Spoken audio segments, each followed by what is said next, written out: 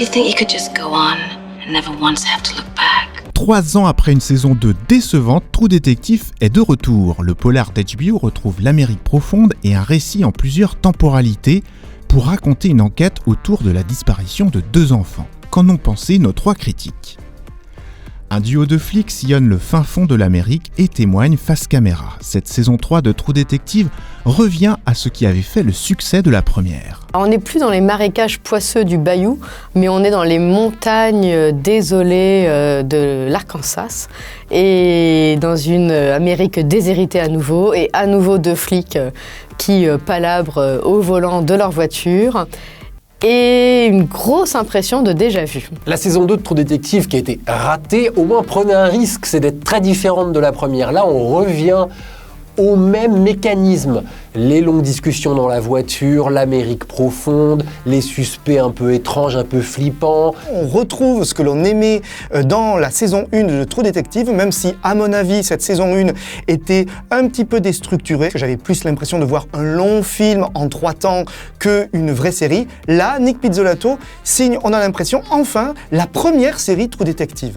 La série se focalise sur Wayne Hayes, flic vétéran du Vietnam, hanté par l'enquête depuis ses jeunes années jusqu'à sa retraite. La principale différence de cette saison 3, qui n'est pas visible tout de suite, mais qui apparaît au fur et à mesure, c'est qu'il y a un personnage central et qu'on va finalement raconter sa vie, ses traumatismes, sa rencontre avec sa future épouse, sa relation avec son fils. Et c'est là que cette saison 3 est particulièrement réussie. Ce dont Pizzolatto a envie de parler, c'est du récit. C'est de la façon dont on écrit, dont on raconte les événements. Donc, la mémoire qui est la toute première reconstruction. Et là, le narrateur, qu'on voit à 3 moments de sa vie, eh bien à la fin, quand il est vieux, il est atteint d'une maladie neurologique et donc c'est un narrateur peu fiable. Et c'est cette mémoire trouble et troublée qui est le vrai sujet de la série. C'est une sorte de condensé du flic de télévision. D'ailleurs, si on regarde bien dans le premier épisode, on voit quelques images de Starsky Hutch dans une télévision. Un peu plus loin, on voit des images qui nous font penser à Hill Street Blues. Et puis moi, surtout, ces longues discussions en bagnole, ça me fait penser à la série Homicide. Le succès de la saison 1 de True Detective devait beaucoup à l'interprétation de Matthew McConaughey et Woody Harrelson. Sa nouvelle équipe tient-elle la comparaison ? Celui qui éclipse tous les autres, bien sûr, c'est Mahershala Ali, qui vraiment focalise tous les regards et qui nous raconte ce qui est peut-être le cœur de cette série, comment un personnage hanté et la façon dont les événements d'une vie nous font, ou plutôt nous défont.